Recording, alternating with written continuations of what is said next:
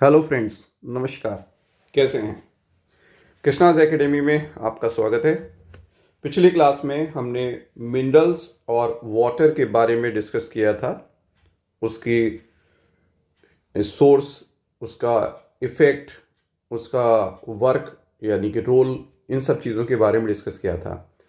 आज हम water and minerals से रिलेटेड कुछ प्रैक्टिस क्वेश्चंस को करेंगे। उम्मीद है आपने थ्योरी अच्छी तरीके से पढ़ी होगी, तो आप क्वेश्चन अच्छी तरीके से मेरे साथ कर भी सकेंगे। देखें, सबसे पहला क्वेश्चन है, खनिज क्या हैं? तो आपको बताया था कि जितने भी भोज्य पदार्थ होते हैं उनको हमने दो ग्रुप में डिवाइड किया था, कार्बनिक और अकार्बनिक, यानी कि जैविक और अजैविक आप कह सकते हो। तो आपको बताया था वसा था, कार्बोहाइड्रेट था, विटामिन्स था, प्रोटीन्स था, ये सारे के सारे कैसे थे? ये बायोटिक कंपोनेंट थे, यानी कि कार्बनिक पदार्थ थे। और अकार्बनिक पदार्थों में हमने आपसे कहा था जल और खनिज इंक्लूड होते हैं। तो जैविक यौगिक नहीं हो सकते हैं। विटामिन्स कार्बनिक है और विटामिन्स में खनिज नहीं आते हैं, तो यानी कि सही विकल्प भी गलत हो गया। तो अब हमारे पास जो ऑप्शन बचा है वो है अकार्बनिक यौगिक, जो अभी मैंने डिटेल में बताया कि जल और खनिज दोनों ही अकार्बनिक में इंक्लूड होते हैं। अगला क्वेश्चन देखते हैं, खनिजों के मुख्य कार्य क्या हैं? क्या खनिज ऊर्जा देते हैं? नहीं, मैंने आपसे कहा था कोई भी अकार्बनिक पदार्थ ऊर्जा नहीं देता। कोशिका की संरचना को बनाए रखते हैं, चलेगा, लेकिन उसमें स्पेशली प्रोटीन और लिपिड्स मिलके ये काम करते हैं, तो पूरी तरीके से ये ऑप्शन सही नहीं है। जैविक प्रक्रियाओं को नियंत्रित करने का कार्य करते हैं, हाँ। आपको बताया था कि जो खनिज लवण होते हैं वो जनरली उत्प्रेरक की क्रिया को नियंत्रित, यानी कि जो कैटालिस्ट होते हैं, जो हमारे एंजाइम्स होते हैं, उनकी गति को बढ़ाने का या उसको मंद करने का काम करते हैं, जिसकी वजह से रासायनिक क्रियाओं पर भी प्रभाव पड़ता है। तो सही विकल्प सही है, ये भी गलत हो गया, तीन ऑप्शन गलत हो गए। बचा हमारा कौन सा? जैविक प्रक्रियाओं को नियंत्रित करना है। यही हमारा सही ऑप्शन है और यही हमारा आंसर भी है। ओके, समझ में आ गया होगा सभी को। अगला क्वेश्चन देखें, कैल्शियम का मुख्य कार्य क्या है? ओके, कैल्शियम का मुख्य कार्य में हड्डियों का निर्माण करना, हाँ आपको बताया था हड्डियों दांतों का निर्माण करता है। मांसपेशियों के संकुचन और शीतलन में यस, कैल्शियम आयन का इंपॉर्टेंट रोल होता है। और कैल्शियम आयन तंत्रिका तंत्र के लिए भी कार्य करते हैं।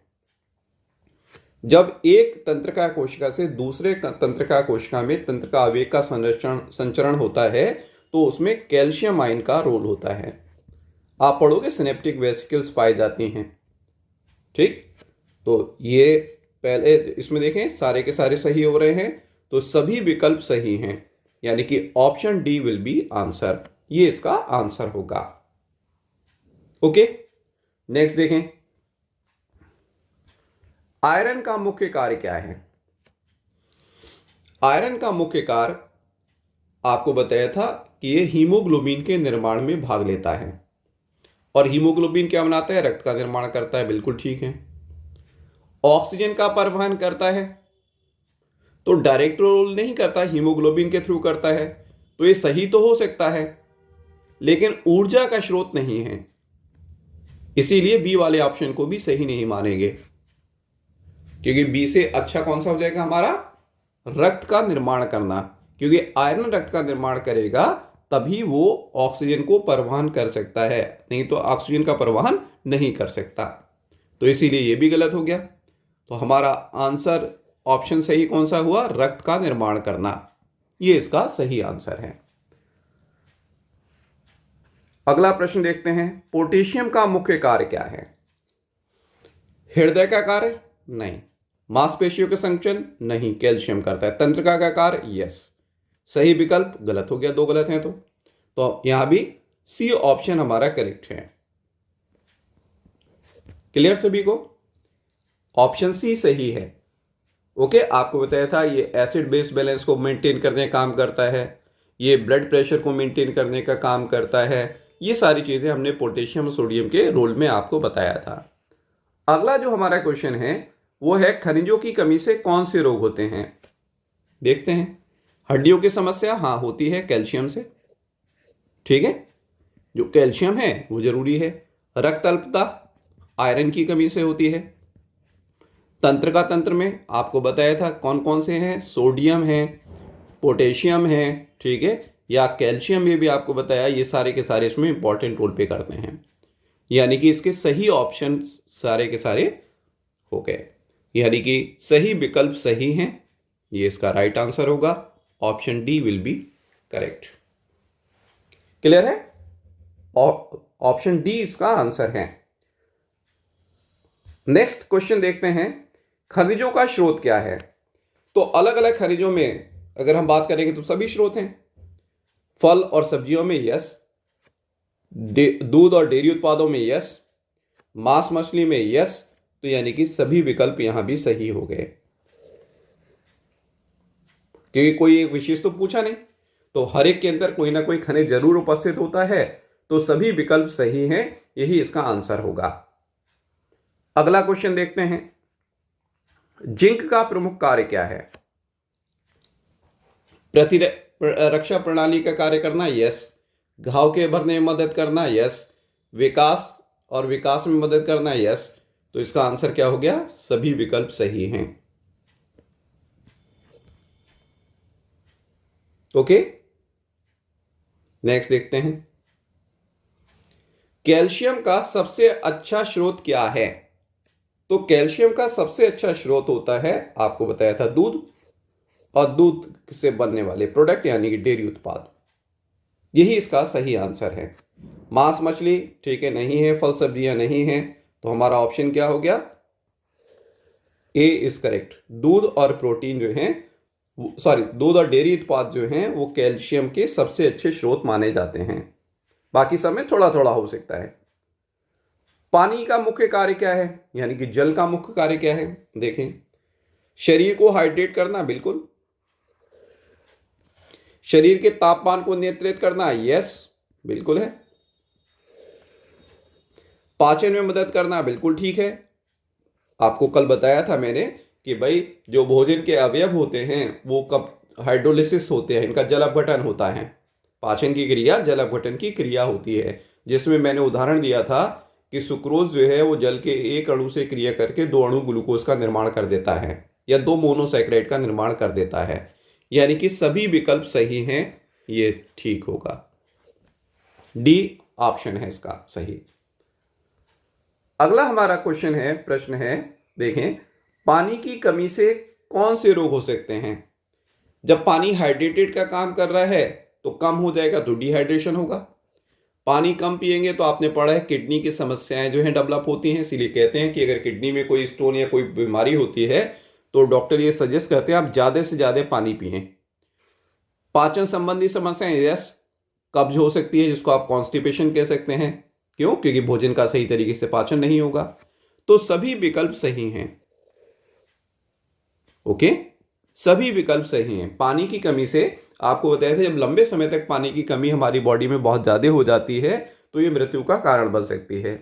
इसीलिए कहा था जब भी सीवियर डिहाइड्रेशन होता है तो आपको बताया था सलाइन ड्रिप जो है वो दी जाती है, जिससे कि जल्दी से जल्दी इसकी कमी को पूरा किया जा सके। अब जैसे ऊपर हमने पढ़ा सभी का है, ठीक है। अब इस क्वेश्चन में देखें, पानी की कमी से शरीर के किस अंग को सबसे ज्यादा नुकसान पहुंचता है? फेफड़े नहीं, दिल नहीं, त्वचा नहीं, किडनी इसका आंसर है। क्योंकि किडनी जो है वो शरीर में जो फिल्टर करने का काम करती है, और आपसे कहा था जो चीज जल में घुलनशील है वो यूरिन के रास्ते जो है वो शरीर से बाहर निकलेगी। तो अगर पानी कम हो जाएगा तो सबसे ज्यादा प्रभाव क्या पड़ेगा? यूरिन का अमाउंट कम हो जाता है, क्योंकि किडनी प्रॉपर काम नहीं कर पाती। तो आंसर क्या हो जाएगा? बी। अगला क्वेश्चन देखें, शरीर में लगभग कितने प्रतिशत भाग पानी है? तो आपको बताया था ह्यूमन बॉडी के अंदर ये आपको रेंज मैंने बताई थी 50 से 70% होती है। तो कम वाले को तो नहीं लेंगे, ज्यादा वाले को लेंगे। तो ज्यादा इसमें कौन सा है? 50 कम वाली रेंज है, 70 ज्यादा वाली रेंज है। तो आंसर क्या हो जाएगा? सी। आंसर इसका क्या है? सी, ठीक है। 30 नहीं हो सकता, डिहाइड्रेशन की कंडीशन डेवलप हो जाएगी। और बॉडी में जो सामान्यतः एवरेज माना जाता है वो 70 है, तो 90 आंसर नहीं हो सकता। हाँ, आपको ये बताया था कि शरीर की कुछ कोशिकाओं में या कुछ सीक्रीशन में जो है वो 90% से ज़्यादा हो सकता है। अगर आपको याद हो तो मैं याद दिलाने की कोशिश करूँ। अगर आपने पढ़ा हो कि आपको बताया था मैंने कि भ्रूणीय कोशिकाओं में 90 से 95% तक हो सकता है, और हमारे सलाइवा के अंदर ये 99% होता है। तो शरीर के अलग अलग कोशिकाओं में अलग अलग तरीके के तरल पदार्थों में इसकी मात्रा अलग अलग होती है। नेक्स्ट आता है नाइट्रोजन, फास्फोरस और पोटेशियम किस प्रकार के पोषक तत्व हैं। ओके, तो देखें, इसमें आपको पता है ये ज़्यादा मात्रा में चाहिए, तो आपको बताया था ये मैक्रो एलिमेंट में आते हैं, और मैक्रो को वृत्त जो है वो पोषक तत्व की कैटेगरी में रखा जाता है। तो बी आंसर सही है। इसमें बताया था ये मैक्रो से बहुत कम मात्रा में चाहिए। इसमें आयरन बताया था, जिंक बताया था, कोबाल्ट बताया था, ये सारे के सारे किसमें आते हैं, माइक्रो में आते हैं। द्वितीयक पोषक तत्व नहीं, ये कोई टर्म ही नहीं होती। जैविक तत्व हो ही नहीं सकता क्योंकि इसमें सारे के सारे मिनरल्स हैं, तो बायोलॉजिकल तत्व तो हैं लेकिन स्पेशली जो है मिनरल्स की कैटेगरी में आते हैं। तो आंसर हमारा क्या हो गया, बी। अगला क्वेश्चन देखें, मैग्नीज किस कार्य में सक्रिय भाग लेता है। हाँ, ये मैंने आपको शायद नहीं लिया था क्योंकि इसमें बहुत कम क्वेश्चन आते हैं, और इसमें अगर देखें तो मैग्नीज का हमारी बॉडी में अगर बात करें तो ये एंजाइम के उत्प्रेरक की तरह कार्य करता है। लेकिन पौधों में अगर हम बात करें तो ये जल विभाजन, जो फोटोलिसिस ऑफ वाटर है, जो मैंने आपको बताया भी था कि जल के अपघटन से क्या होता है, O2 गैस बनती है। लास्ट फंक्शन शायद हम लोगों ने डिस्कस किया था प्रकाश संश्लेषण में। पादप को सभी में नियंत्रित करता है, कोई दिक्कत नहीं है, ये भी ठीक है। लेकिन अगर हम क्योंकि फूड के बारे में पढ़ रहे हैं तो इसका बेस्ट आंसर क्या हो जाएगा, बी, एंजाइम उत्प्रेरक को सक्रिय रखना। नेक्स्ट आता है जल का हमारे जीवन में प्रमुख क्या महत्व है। हमारे जीवन में, ध्यान रखेंगे, डायरेक्ट हमसे रिलेटेड होना चाहिए, भोजन से रिलेटेड होना चाहिए, केवल पीने के लिए नहीं। ऐसा तो नहीं प्यास लग रही है बस काम चल जाएगा। प्यास इसलिए लग रही है, पानी हम इसलिए पी रहे हैं क्योंकि जीवित रहने के लिए ये आवश्यक है। अब चाहे पौधों के लिए हो, चाहे हमें हो, चाहे किसी के लिए हो, चाहे सर्दी हो, चाहे गर्मी हो, हमेशा जल की आवश्यकता बनी रहती है। तो इसका ऑप्शन क्या हो जाएगा, इसका ऑप्शन होगा बी। ओके, नेक्स्ट क्वेश्चन देखते हैं। जल की उचित मात्रा हमारे शरीर में किस काम आती है। अब यहां डायरेक्ट है, कौन सी प्रक्रिया में ये हेल्प करती है। क्या केवल प्यास बुझाने काम आएगा, नहीं। भोजन को पचाने, यस, काम आएगा।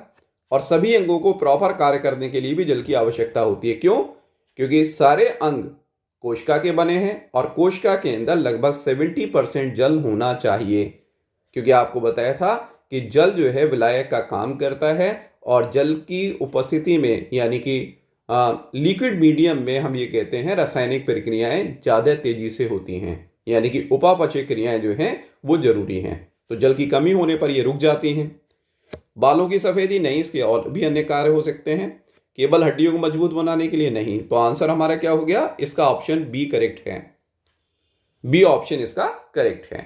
ओके, नेक्स्ट देखते हैं, कौन सा मिनरल दांतों और हड्डियों को मजबूत बनाता है। तो आप कहोगे इसमें कैल्शियम तो है ही नहीं, फास्फोरस तो है ही नहीं। लेकिन मैंने आपको बताया था कि टीथ के एनेमल को मेंटेन करने के लिए फ्लोराइड की जरूरत होती है, फ्लोरीन की। आपको बताया था ना कि इसकी अधिकता होने की वजह से फ्लोरोसिस रोग हो जाता है, जिसमें आपसे कहा था कि हमारे दांतों का एनेमल कमजोर होना शुरू हो जाता है, दांतों पर जो है चकत्ते पड़ने शुरू हो जाते हैं क्योंकि अंदर से डेंटिन पीले रंग का दिखाई देने लगता है। तो आयरन का इसमें कोई रोल नहीं है, पोटेशियम का कोई रोल नहीं है, सोडियम का नहीं है। फ्लोराइड जो है वो हमारे दांतों के इनेमल के रखरखाव में इंपॉर्टेंट रोल प्ले करता है। अगला हमारा क्वेश्चन है, पोटेशियम हमारे शरीर में कौन सा कार्य करता है। पोटेशियम का कार्य बताना है। रक्त कणिकाओं का निर्माण नहीं, ये तो बताया था। ठेका किसका है, आयरन का। रक्तचाप और नर्वस सिस्टम को नियंत्रित करता है, यस, ये बताया था। विटामिन का शरीर में निर्माण करता है, नहीं, डायरेक्ट कोई रोल नहीं होता। मांसपेशियों को कमजोर करता है, नहीं। तो बेस्ट आंसर हमारा क्या हो गया, ये हो गया बी। बी ऑप्शन इसमें करेक्ट है। नेक्स्ट वन, भोजन के साथ खनिज क्यों जरूरी हैं?